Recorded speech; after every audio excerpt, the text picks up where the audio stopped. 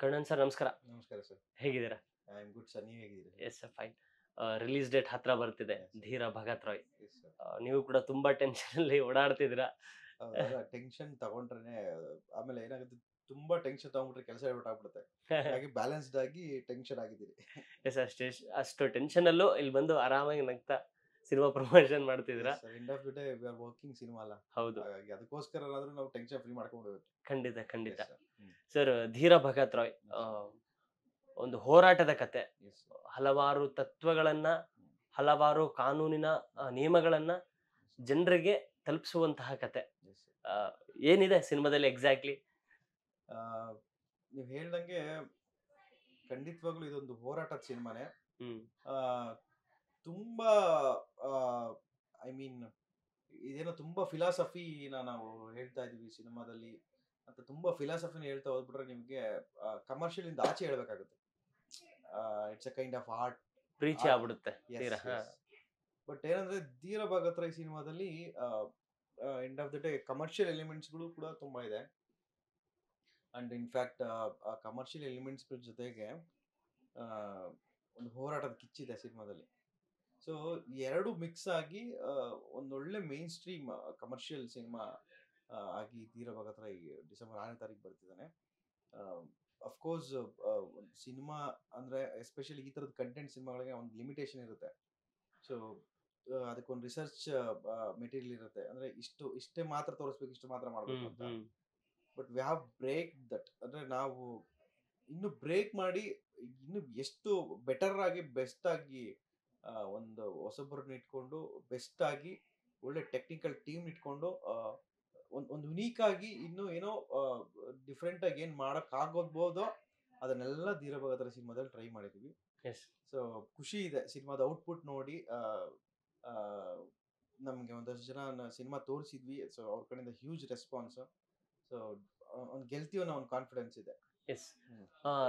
ಸಿನಿಮಾಗೆ ಪ್ರತಿಯೊಂದು cinema release ಆಗೋಕ್ಕೂ ಮುಂಚೆ ಟ್ರೇಲರ್ ಅಥವಾ ಟೀಸರ್ ಅಥವಾ ಪೋಸ್ಟರ್ ಯಾವುದೇ ರಿಲೀಸ್ ಆದಾಗ್ಲೂ ಕಂಪ್ಯಾರಿಸನ್ ಸ್ಟಾರ್ಟ್ ಆಗುತ್ತೆ. ಎಸ್. ಎಸ್ಪೆಷಲಿ ಈ ತರದ ಸಿನಿಮಾಗಳಿಗೆ, ಹ್ಮ್. ಓ ಇದು ತಮಿಳು ಸಿನಿಮಾದ ಕರ್ಣನ್ ತರ ಕಾಣುತ್ತೆ, ಹ್ಮ್.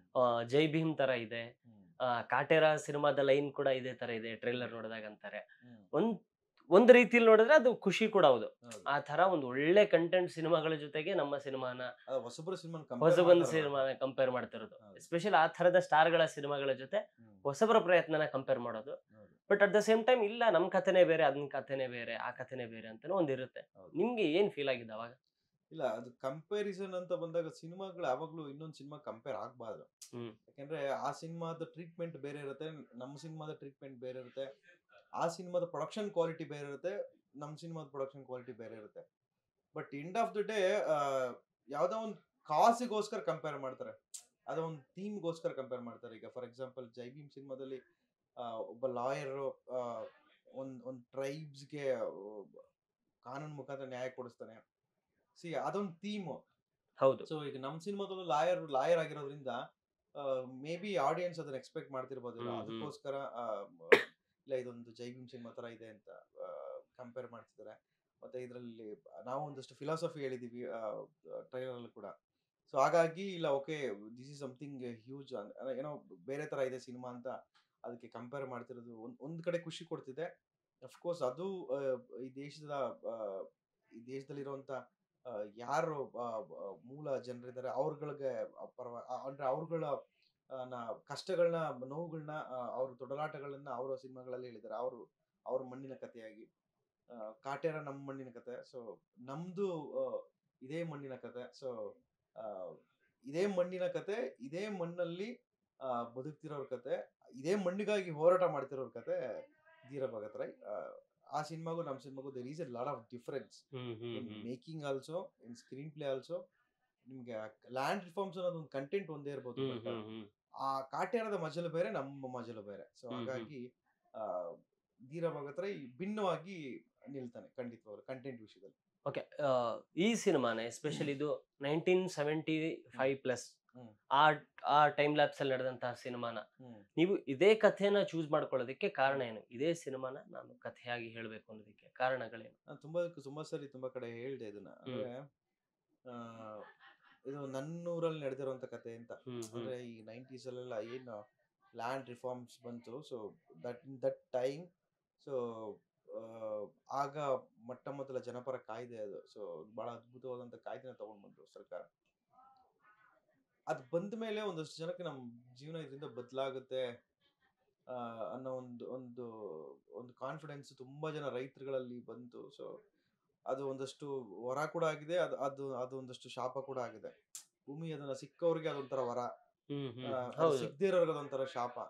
ಸೊ ನಾವು ಎರಡು ಎರಡು ಮಗ್ಲಲ್ಲೂ ಮಾತಾಡ್ಬೇಕಾಗುತ್ತೆ. ಈ ಕಡೆನೂ ಮಾತಾಡಬೇಕು, ಈ ಕಡೆನೂ ಮಾತಾಡ್ಬೇಕಾಗುತ್ತೆ. ಸೊ ಇದರಲ್ಲಿ ನಾವ್ ಯಾವ ಕಡೆ ಮಾತಾಡಿದೀವಿ ಅನ್ನೋದು ಒಂದು ಕ್ಯೂರಿಯಾಸಿಟಿ ಎಲ್ಲರಿಗೂ. ಓಕೆ ಓಕೆ ಸರ್, ಇನ್ನೊಂದು ನೀವು ಕಂಡಂತ ಚಾಲೆಂಜಸ್ಗಳೇನು? ಯಾಕೆಂದ್ರೆ 1970ರ ಸಮಯದಲ್ಲಿ ನಡೆದಂತ ಕಥನ ಹೇಳ್ಬೇಕಂದ್ರೆ, ಈಗ ರೆಗ್ಯುಲರ್ ಕಮರ್ಷಿಯಲ್ ಸಿನಿಮಾ ಆದ್ರೆ ಏನಾದ್ರೂ ಕಾಣ್ಬಹುದು ಹಿಂದ್ಗಡೆ, ಬಟ್ ಆ ಟೈಮ್ ಲ್ಯಾಪ್ಸ್ ಅಲ್ಲಿ ನಡೆದಂತ ಕತೆ ಹೇಳ್ಬೇಕಂದ್ರೆ ಆ ಸಮಯದಲ್ಲಿ ಇದ್ದಂತಹ ಎಕ್ವಿಪ್ಮೆಂಟ್ಸ್ ಆಗಿರ್ಬೋದು, ಅದೇ ತರಹದ ಮನೆಗಳಾಗಿರ್ಬೋದು, ಅದೇ ತರಹದ ಕಾಸ್ಟ್ಯೂಮ್ಗಳಾಗಿರ್ಬೋದು, ಅದೆಲ್ಲ ತೊಂದರೆ ಆಯ್ತಂತೆ. ಯಾಕಂದ್ರೆ ಈಗ ಎಲ್ಲಿ ನೋಡಿದ್ರು ಮೊಬೈಲ್ ಇರುತ್ತೆ, ಎಲ್ಲಿ ನೋಡಿದ್ರು ಡ್ರೆಸ್ ಸೆನ್ಸ್ ಬೇರೆ ಇರುತ್ತೆ. ಬ್ಯಾಕ್ ಗ್ರೌಂಡ್ ಅಲ್ಲಿ ಯಾರಾದ್ರೂ ಬರೋಡಾಡಿದ್ರೆ ಅದನ್ನ ಕಂಡುಹಿಡಿಯಕ್ಕಂತಾನೆ ಸ್ವಲ್ಪ ಜನ ಕಾದ್ಕೊಂಡು ಕೂತಿರ್ತಾರೆ. ಅದನ್ನೆಲ್ಲ ಹೆಂಗ್ ಮ್ಯಾನೇಜ್ ಮಾಡಿದ್ರಿ? ನಿಮ್ಗೆ ಟ್ರೈಲರ್ ಆ ತರದ್ ಏನಾದ್ರು ಕಾಣುತ್ತಾ ಅಂದ್ರೆ ನಿಮ್ಗೆ ಫುಲ್ ಇದೊಂದು ಪೀರಿಯಡ್ ಸಿನಿಮಾ ಅಂತ ಹೌದು ಅನ್ಸುತ್ತೆ. ಹೌದು So ಅದೇ ಅದೊಂದು ತುಂಬಾ ಚಾಲೆಂಜಿಂಗ್ ಅದು. ಯಾಕಂದ್ರೆ ನಿಮ್ಗೆ ಈ ಸಿನಿಮಾ ಫುಲ್ ಕಂಪ್ಲೀಟ್ಲಿ ಸೆಟ್ ಅಲ್ಲಿ ಆಗ್ಬೇಕಾದಂತ ಸಿನಿಮಾ. ಬಟ್ ನಾವೇನ್ ಮಾಡಿದ್ವಿ, ಅದಕ್ಕೆ ತಕ್ಕಂತ ಲೊಕೇಶನ್ ಹುಡುಕಿದ್ವಿ. ಆ ವಿಷಯದಲ್ಲಿ ನನ್ನ DOP ಗೆ have to say hats off to him. ಅಂದ್ರೆ ಅದಕ್ಕೆ ಕರೆಕ್ಟ್ ಆಗಿ ಪರ್ಫೆಕ್ಟ್ ಲೊಕೇಶನ್ ನಮ್ಗೆ ಚಿತ್ರದುರ್ಗ, ಚಳ್ಳಕೆರೆ ಈ ಭಾಗ ಹೋದ್ರೆ ಸರ್ ಈಗಲೂ ಕೂಡ ಹಾಗೆ ಬದುಕ್ತಿದ್ದಾರೆ ಜನ, ಅದೇ ಗುಡಿಸಲುಗಳಲ್ಲಿ ಅದೇ ರೀತಿ ಬದುಕ್ತಿದ್ದಾರೆ. ಸೊ ಅದನ್ನ ಆಕ್ಚುಲಿ ಅದನ್ನ ಶೂಟ್ ಮಾಡ್ಬೇಕಾದ್ರೆ ತುಂಬಾ ಎಮೋಷನಲ್ ಆಗಿ ಶೂಟ್ ಮಾಡಿದೆ ನಾನು. ಅಂದ್ರೆ ನಾವೆಲ್ಲ ಈ ರಾಕೆಟ್, ಸೈಂಟಿಸ್ಟ್, ಸೈನ್ಸು ಇದ್ರಲ್ಲೆಲ್ಲ ಇಷ್ಟು ಮುಂದೆ ಇದೀವಿ ನಾವು. ಚಂದ್ರಲೋಕದ ಮೇಲೆ ಮನೆ ಮಾಡಬೇಕು, ಇದ್ರ ಬಗ್ಗೆ ಮಾತಾಡ್ತಿರ್ತೀವಿ. ಬಟ್ ಏನಂದ್ರೆ ಅಲ್ಲಿನ ಜನ ಸರ್ ಈಗಲೂ ಗುಡಿಸಲುಗಳಲ್ಲಿ ಬದುಕ್ತಿರ್ತಾರೆ. ಚರಂಡಿ ನೀರ್ಗಳೆಲ್ಲ ಮನೆ ಒಳಗೆ ಹೋಗ್ತಿರುತ್ತೆ. ಅಂದ್ರೆ ಎಷ್ಟು ಅನ್ಸಿವಿಲೈಸ್ಡ್ ಆಗಿ ಬದುಕ್ತಿದಾರೆ ಅಂತಂದ್ರೆ ಅದು ನೋಡಿದಾಗ್ಲೇನೆ ಒಂಥರ ಹೊಟ್ಟೆ ಉರಿಯುತ್ತೆ. ಅಂದ್ರೆ ಆ ತರದ ಲೊಕೇಶನ್ ಮೇ ಬಿ ನಾವು ಸೆಟ್ ಹಾಕಿದ್ರು ಕೂಡ ಅದನ್ನ ಕ್ರಿಯೇಟ್ ಮಾಡಕ್ ಆಗ್ತಿರಲ್ಲ ಅನ್ಸುತ್ತೆ ಸರ್. ಜನ ಬದುಕ್ತಿದ್ರು, ಸೀರಿಯಸ್ ಆಗಿ ಆ ತರದ್ ಬದುಕ್ತಿದ್ದಾರೆ ಈಗಲೂ ಕೂಡ. ಸೊ ಹಾಗಾಗಿ ಆ ಕಡೆ ಹೋಗಿ ನಮಗೆ ಆ ವಿಷಯದಲ್ಲಿ ತುಂಬಾ ಚೆನ್ನಾಗಿ ಸೆಟ್ ಆಯ್ತು. ಮತ್ತೆ ಒಂದಷ್ಟು ಸೆಟ್ಗಳನ್ನ ಹಾಕೊಂಡ್ವಿ ನಾವೇ. ಯಾಕಂದ್ರೆ ಕೆಲವೊಂದು ನಮಗೆ ಸಿನಿಮಾಗೆ ಅದು ಬೇಕೇ ಬೇಕು ಅಂದಾಗ ಸಿಗಲ್ವಲ್ಲ. ಸೊ ಹಾಗಾಗಿ ಹುಡುಕ್ತಾ ಹೋದ್ರೆ ತುಂಬಾ ಸಮಯ ಆಗುತ್ತೆ ಅಂತ ಹೇಳಿ ಒಂದಷ್ಟು ಸೆಟ್ ಹಾಕೊಂಡ್ವಿ. ನಮ್ಮ ಆರ್ಟ್ ಡೈರೆಕ್ಟರ್ ಚೆನ್ನಾಗಿ ಕೆಲಸ ಮಾಡಿದ್ರು, ನಮ್ಮ ಮಲ್ಲಿಕಾರ್ಜುನ್ ಸರ್. ನಮ್ಮ ಆರ್ಟ್ ಅಸಿಸ್ಟೆಂಟ್ಸ್ಗಳೆಲ್ಲ ಚೆನ್ನಾಗಿ ಕೆಲಸ ಮಾಡಿದ್ರು. ಸೊ ಹಾಗಾಗಿ ಎಲ್ಲೂ ಅದು ಇದು ಇಲ್ಲ, ಈ ಸಿನಿಮಾ ಎಲ್ಲೋ ಹೊಸ ಸಿನಿಮಾ ಅಂತ ಅನ್ಸ್ಬಾರ್ದು ಯಾವ ಫ್ರೇಮ್ ಅಲ್ಲೂ ಅಂತ. Frame to frame full detailing ಆಗಿ ವರ್ಕ್ ಮಾಡಿ, ಸೊ ಅದನ್ನ ಒಂದು ಬ್ಯೂಟಿಫುಲ್ ಆಗಿ ಅಷ್ಟೆಲ್ಲ ಕಾಣುತ್ತೆ ಸ್ಕ್ರೀನ್ ಅಲ್ಲಿ. ಎಸ್ ಸರ್, ಎಸ್ ಸರ್, ಇನ್ನೊಂದು ನಾವು ಕೇಳ್ಪಟ್ವಿ, ನೀವು ಹೇಳಿದ್ರಿ ಇದು ನಮ್ಮೂರಲ್ಲಿ ನಡೆದಂತಹ ಘಟನೆ ಅಂತ.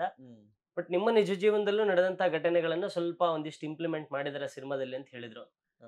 ನಿಮ್ಮ ಲವ್ ಸ್ಟೋರಿನೆಲ್ಲ ಇದ್ರಲ್ಲಿ ಹೇಳಿದಾರೆ ತಂದು ಅಂತ ಹೇಳಿದ್ರು. ಎಲ್ಲಾರ್ಗು ಹೇಳ್ತಾ ಇದಾರೆ ಅವರು. ಹೇಳಿ ಇಬ್ರು ಹೇಳಿ. ಅದು ಏನಂದ್ರೆ ಸಿನಿಮಾದಲ್ಲಿ ಒಂದು ಸಾಂಗ್ ಹೇಳಿ, ಸಾವಿತ್ರಿ ಬಗ್ಗೆ ಹೇಳಿ, ನಿಮ್ಮ ಸಾವಿತ್ರಿ ಬಗ್ಗೆ. Savitri, she's good, she's cute. Savitri ನನ್ಗೆ 5-6 ವರ್ಷದ ಕ್ಲೋಸ್ ಫ್ರೆಂಡ್. ಸೊ ನಮ್ಗೆ ಫ್ಯಾಮಿಲಿ ಫ್ರೆಂಡ್.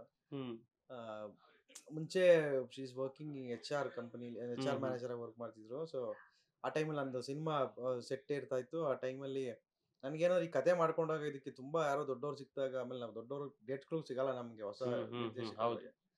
ಸೊ ಹಾಗಾಗಿ ನನ್ನನ್ನ ಪ್ರೂವ್ ಮಾಡ್ಕೊಳ್ಳೋದಕ್ಕೆ ಇದು ಫಸ್ಟ್ ಸಿನಿಮಾ, ಇದೊಂದು ಮೆಟ್ಲು. ಸೊ ಇಲ್ಲೇನಂದ್ರೆ ನಾವ್ ಹೇಳಕ್ ಕೇಳೋಂತ ಇವ್ರುಗಳು ಸಿಗ್ಬೇಕು, ಆರ್ಟಿಸ್ಟ್ಗಳು ಸಿಗ್ಬೇಕು. ಅವಾಗ್ಲೇ ಏನಾಗೋದು, ಅದು ಕರೆಕ್ಟ್ ಆಗಿರೋ ಅಂತ ಇದನ್ನ ಔಟ್ಪುಟ್ ನಾವು ತೆಗಿಯಕ್ಕಾಗೋದು.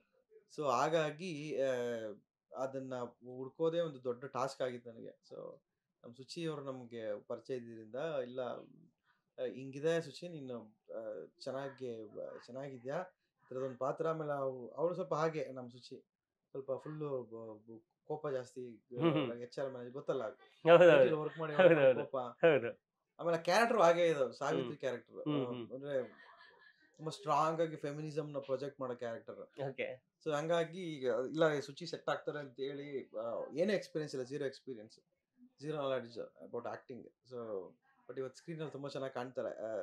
ಎಲ್ಲ ಶಾರ್ಟ್ಸ್ ಅಲ್ಲೂ ಅಷ್ಟೇ ತುಂಬಾ ಮುದ್ದಾಗಿ ಕಾಣ್ತಾರೆ. ಸೊ ಹಂಗಾಗಿ ನಮ್ಮ ಸುಚಿ ಸೆಲೆಕ್ಟ್ ಆಯಿತು. She's done a wonderful job. So ತುಂಬಾ ಅದ್ಭುತವಾಗಿ ನಟಿಸಿದ್ದಾರೆ. May be first debut cinema ಅಂತ ಅನ್ಸೋದೇ ಇಲ್ಲ, ಹೌದು. ಅಷ್ಟು ಚೆನ್ನಾಗಿ ನಟಿಸಿದ್ದಾರೆ. ಆಮೇಲೆ ನನ್ನ ಹೀರೋ ನನಗೆ ನನ್ನ ಫೇವ್ರೆಟ್ ರಾಕೇಶ್ ಅವ್ರು. Rakesh. So is a wonderful guy. ಎಷ್ಟು ಅದ್ಭುತವಾದಂಥ ಪರ್ಫಾರ್ಮ್ ಮಾಡಿದ್ದಾನೆ ಸಿನಿಮಾದಲ್ಲಿ ಅಂದರೆ, ನನ್ನ ಪ್ರಕಾರ ಆತ ತುಂಬ ದೊಡ್ಡ ಮಟ್ಟಕ್ಕೆ ಹೋಗ್ತಾರೆ ಅನ್ನೋದು ನನ್ನ ಆಸೆ. ಆಮೇಲೆ ನನಗೆ ಅದು ಗೊತ್ತಾಗ್ಬಿಡುತ್ತೆ. ನನ್ಗೀಗ ನಾನು ಯಾವಾಗಲೂ ಹೇಳ್ತಾ ಇರ್ತೀನಿ, ನನ್ನ ಫ್ಯೂಚರ್ ನನ್ನ ಕಣ್ಮುಂದೆ ಕಾಣ್ತಾ ಇದೆ ಅಂತ.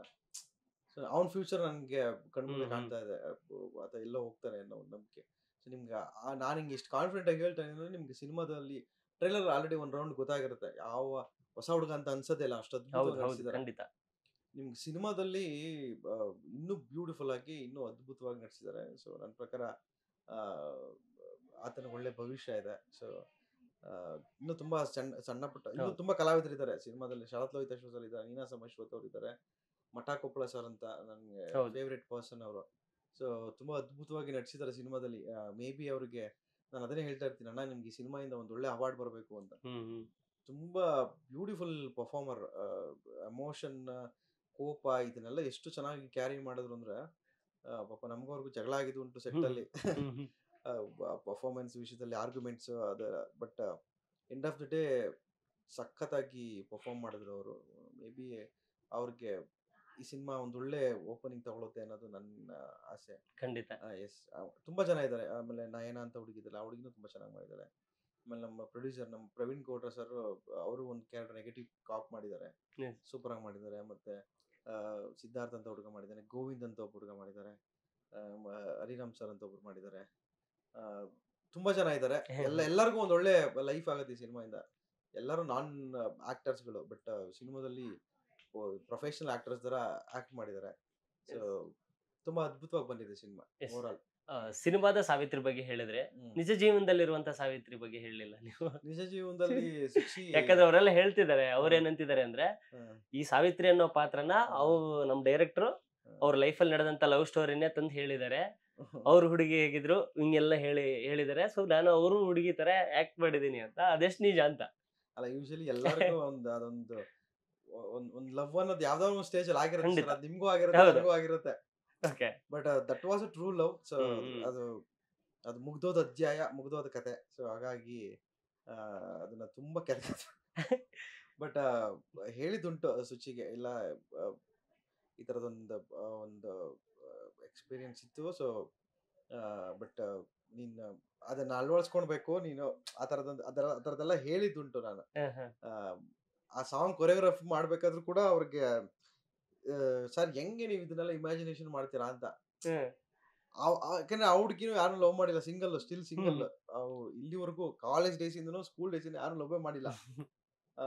ನಮ್ ರಾಕೇಶ್ ಹೀರೋನು ಅಷ್ಟೇ, ಆ ಹುಡುಗನೂ ಅಷ್ಟೇ ಸಿಂಗಲ್, ಯಾರು ಲವ್ ಏನು ಎಕ್ಸ್ಪೀರಿಯನ್ಸ್ ಇಲ್ಲ ಸರ್. ರೊಮ್ಯಾಂಟಿಕ್ ಆ ಥರದ್ದು ಏನೂ ಇಲ್ಲ. ಅವ್ರಿಬ್ರು ಮಧ್ಯ ಒಂದು ಕಾಂಬಿನೇಷನ್ ಕ್ರಿಯೇಟ್ ಮಾಡಿದ್ರೆ ಒಂದು ದೊಡ್ಡ ಟಾಸ್ಕ್ ಆಗಿದೆ ನನಗೆ. ಸೊ ಹಂಗಾಗಿ ಅದನ್ನ ಅವರಿಬ್ಬರನ್ನ ಕಂಫರ್ಟ್ ಝೋನ್ ತಗೊಂಡ್ ಬಂದು ಅವ್ರು ತಗೊಂಬರೋದಕ್ಕೆ ಏನೇನೋ ಸುಳ್ಳೆಲ್ಲ ಹೇಳ್ಬೇಕಾಯ್ತು. ಅದೇ ಹೇಳಿದ್ರಲ್ಲ ಎಕ್ಸ್. ಹಂಗಾಯ್ತು. Okay okay. ಸೊ ಹಂಗಾಗಿ ದೇ ಡಿಡ್ ವೆಲ್. ಸೊ ನನಗೆ ಬಹಳ ಹೆಮ್ಮೆ ಇದೆ ಅವರಿಬ್ರು ವಿಷಯದಲ್ಲಿ. ಸೊ ನಿಜ ಜೀವನದಲ್ಲಿ ಸುಚಿ ತುಂಬಾ ರಫ್, ಪರ್ಫೆಕ್ಟ್ ಪಂಚಲ್ ಟೈಮು, ತುಂಬಾ ಡಿಸಿಪ್ಲಿನು, ತುಂಬಾ ಒಳ್ಳೆ ಹುಡುಗಿ, ಎಲ್ಲಾರ ಹತ್ರನೂ ತುಂಬಾ ಹೊಂದ್ಕೊಂಡು ಮಾತಾಡುವಂತ ಹುಡುಗಿ, ಒಂದು ಚೂರು ಅಹಂಕಾರ ಇಲ್ಲ. ನೀವು ಮಾತಾಡ್ಸಿರ್ತಾರೆ, ನಿಮಗೆ ಗೊತ್ತಾಗಿರುತ್ತೆ. So she is a good girl. ಮತ್ತೆ ನಮ್ಮ ರಾಕೇಶ್ ಅಪ್ಪಟ ಕನ್ನಡದ ಹುಡುಗ, ಸುಮಾರು ಒಂದು 50 ಶಾಲೆಗಳಿಗೆ, ಕನ್ನಡ ಶಾಲೆಗಳಿಗೆ ದತ್ತು ತಗೊಂಡು ಬಣ್ಣ ಬಳಿದಿದ್ದಾರೆ. ಹೌದು. So is a wonderful person. So end of the day ಒಂದೊಳ್ಳೆ ಸಿನಿಮಾ ಮಾಡಿದೀವಿ. ಸೊ ಎಲ್ಲ ಕನ್ನಡದ ಕಲಾವಿದರು, ಎಲ್ಲ ಹೊಸ ಕಲಾವಿದರು. ಸೊ ಏನೋ ಒಂದು ಡಿಫ್ರೆಂಟ್ ಆಗಿ ಹೊಸಬ್ರು ಹಿಂಗೂ ಸಿನಿಮಾ ಮಾಡ್ಬೋದಾ ಅನ್ನೋದ ಒಂದು ತುಂಬಾ ಸ್ಟ್ರಾಂಗ್ ಆಗಿ ಅದನ್ನ ಹೇಳಿದ್ವಿ ಸಿನಿಮಾ ಮುಖಾಂತರ. ಸೊ ಇದು ವರ್ಕ್ ಆಗ್ಬೇಕು, ಈ ಸಿನಿಮಾ ಗೆಲ್ಲಬೇಕು, ಅದೇ ನನ್ನ ಆಸೆ. ಸೊ ಕನ್ನಡಿಗರು ಒಳ್ಳೆ ಸಿನಿಮಾನ ಕೈ ಬಿಡಲ್ಲ ಅನ್ನೋ ನಂಬಿಕೆ ನನಗಿದೆ. ಖಂಡಿತವಾಗ್ಲೂ ಗೆಲ್ಲಿಸ್ತಾರೆ ಅಂತ. ಸೊ ನೋಡೋಣ sir, wait for the good ಅಷ್ಟೇ. ಎಸ್. ಇನ್ನು ಟೀಸರ್ ಆಗಿರ್ಬೋದು, ಸಾಂಗ್ ಆಗಿರ್ಬೋದು, ಎಲ್ಲದಕ್ಕೂ ಉತ್ತಮವಾದ, ಅತ್ಯುತ್ತಮ ರೆಸ್ಪಾನ್ಸ್ ಬಂದಿದೆ. ದುನಿಯಾ ವಿಜಯ್ ಸರ್ ಆಗಿರ್ಬೋದು, ಈ ತರ ಹಲವಾರು ಕಲಾವಿದರು ಬಂದು ಸಪೋರ್ಟ್ ಮಾಡಿದ್ದಾರೆ. ಈ ತರದ ಸಿನಿಮಾಗಳಿಗೆ ಟ್ರೇಲರ್ ಲಾಂಚ್ ಮಾಡಿಕೊಟ್ರು.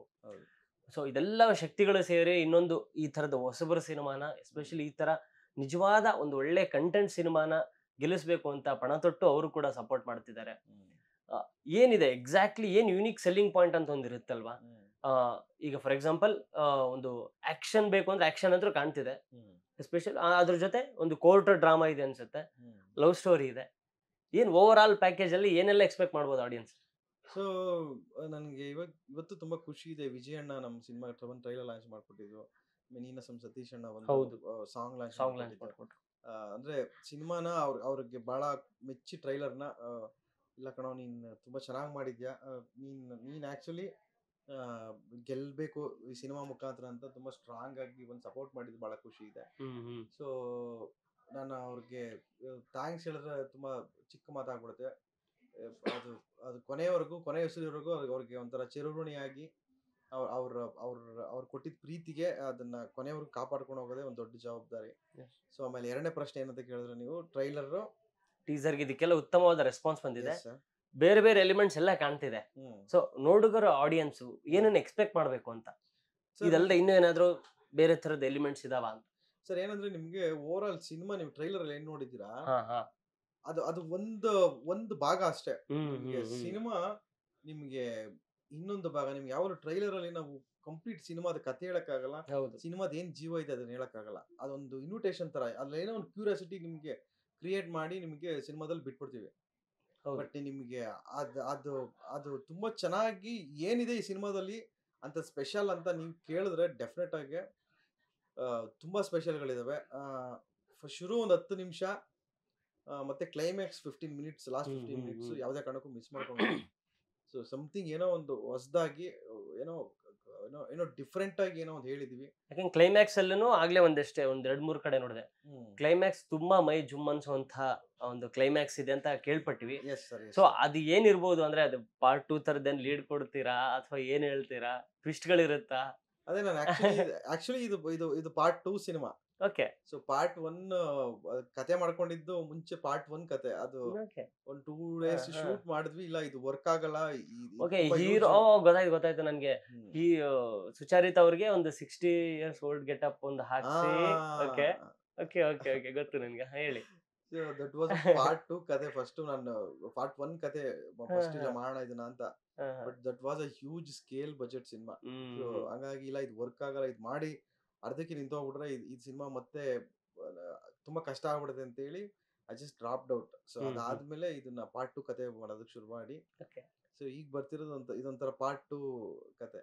ಸೊ ಪ್ರೀಕ್ವೆಲ್ ತರ ನೆಕ್ಸ್ಟ್ ಬರೋದು. ಎಸ್. ಸೊ ನನ್ನ ಪ್ರಕಾರ ಇದು ನಿಮ್ಗೆ ಎಲ್ರಿಗೂ ಬಹಳ ಇಷ್ಟ ಆಗುತ್ತೆ ಅನ್ನೋದು ನನ್ನ ನಂಬಿಕೆ. ಯಾಕಂದ್ರೆ ಟ್ರೈಲರ್ ಅಥವಾ ಟೀಸರ್ ಸಾಂಗ್ಸ್ ಗಳೆಲ್ಲ ಅದಾಗ್ಲೇ ಪ್ರೂವ್ ಆಗಿದೆ. ಬರ್ತಿರುವಂತ ಕಮೆಂಟ್ಸ್ ಗಳಾಗಿರ್ಬೋದು, ನಿಜವಾಗ್ಲೂ ಒಂದು ಕಂಟೆಂಟ್ ಸಿನಿಮಾನ ನೋಡುವಂತಹ ಕಾತರದಲ್ಲಿ ಕನ್ನಡಿಗರಿದ್ದಾರೆ. ಸೊ ಇದರ ನಂತರ ಪಾರ್ಟ್ 1 ಎಕ್ಸ್ಪೆಕ್ಟ್ ಮಾಡ್ಬೋದಾ ನಾವು, ಪ್ರೀಕ್ವೆಲ್ ತರ? ಅದೇ ಈಗ ಕನ್ನಡಿಗರು ಈ ಸಿನಿಮಾನ ಕೈ ಹಿಡಿತಾರೆ ನಂಬಿಕೆ ಇದೆ ನನಗೆ. ಇಲ್ಲ ಖಂಡಿತವಾಗ್ಲೂ ಅವ್ರಿಗೆ ಇಷ್ಟ ಆಗುತ್ತೆ ಸರ್. ಏನಂದ್ರೆ ಸುಮ್ನೆ ಏನೋ ಹೊಸಬ್ರು ಸುಮ್ನೆ ಏನೋ ಟೈಮ್ ಪಾಸ್ ಸಿನಿಮಾ ಮಾಡಿದ್ರು ಅಂತ ದಯವಿಟ್ಟು ಅಂದ್ಕೊಂಬಿಡಿ. ಆಮೇಲೆ ದಯವಿಟ್ಟು ಇದನ್ನ ಯಾವ್ದೋ ಒಂದಕ್ಕೆ ಸೀಮಿತವಾಗಿ ಮಾಡಬೇಡಿ. ಇದು ಯೂನಿವರ್ಸಲ್ ಸಿನಿಮಾ, ಇದು ಎಲ್ರು ನೋಡುವಂತ ಸಿನಿಮಾ. ಎಲ್ಲಾ ಮನೆ ಮಂದಿ ಎಲ್ಲ ಮಕ್ಕಳೆಲ್ಲ ಕೂತ್ಕೊಂಡು ಪ್ರೀತಿಯಿಂದ ನೋಡುವಂತ ಸಿನಿಮಾ. ದಯವಿಟ್ಟು ಈ ಸಿನಿಮಾನ ಯಾವ್ದೋ ಒಂದಕ್ಕೆ ಸೀಮಿತ ಮಾಡಬೇಡಿ. ಇದು ಟೆಕ್ನಿಕಲಿ ತುಂಬಾ ಗಟ್ಟಿಯಾಗಿ ತುಂಬಾ ಸ್ಟ್ರಾಂಗ್ ಆಗಿ ಮಾಡಿದೀವಿ. ಸೊ ನೀವೆಲ್ಲರೂ ಈ ಸಿನಿಮಾನ ಬಂದು ನೋಡ್ಬೇಕು, ನೀವೆಲ್ಲರೂ ಈ ಸಿನಿಮಾಗೆ ಸಪೋರ್ಟ್ ಮಾಡಬೇಕು ಅಂತ ನಾನು ಪ್ರೀತಿಯಿಂದ ಕೇಳ್ಕೊಂತೀನಿ. ಸೊ ಖಂಡಿತವಾಗ್ಲೂ ನಿಮ್ಗೆ ಒಂದು ಒಳ್ಳೆ ಬೆಸ್ಟ್ ಥಿಯೇಟರ್ ಎಕ್ಸ್ಪೀರಿಯನ್ಸ್ ನಿಮ್ಗೆ ಈ ಸಿನಿಮಾದಲ್ಲಿ ಸಿಗುತ್ತೆ. ಸೊ ದಯವಿಟ್ಟು ಥಿಯೇಟರ್ಗೆ ಬಂದು ಡಿಸೆಂಬರ್ 6ನೇ ತಾರೀಕು ಮರಿದೆ ಫಸ್ಟ್ ಕನ್ನಡ ಸಿನಿಮಾ ನೋಡಿ, ಆಮೇಲೆ ನೀವು ಬೇಕಾದ್ರೆ ಬೇರೆ ಲ್ಯಾಂಗ್ವೇಜ್ ಸಿನಿಮಾಗಳು ನೋಡಿ. ಮೊದಲನೇದಾಗಿ ದಯವಿಟ್ಟು ಕನ್ನಡ ಸಿನಿಮಾ ನೋಡಿ, ಕನ್ನಡ ಸಿನಿಮಾ ಬೆಳೆಸಿ. Thank you sir, all the very best. ಈ ಸಿನಿಮಾ ದೊಡ್ಡ ಮಟ್ಟದ ಹಿಟ್ ಆಗ್ಲಿ. ನೀವು ಅವತ್ತು ಬೇಡ ಅಂತ ನಿಲ್ಸಿದ ಪ್ರಾಜೆಕ್ಟ್ ಇದರ ನಂತರ ಮತ್ತೆ ಸ್ಟಾರ್ಟ್ ಆಗ್ಲಿ. ದೊಡ್ಡ ಸ್ಕೇಲ್ ನ ಬಜೆಟ್ ನ ಮತ್ತೊಂದು ಸಿನಿಮಾ ನಿಮ್ ಕಡೆಯಿಂದ ಬರ್ಲಿ. ಒಳ್ಳೇದಾಗ್ಲಿ ಸರ್. Thank you.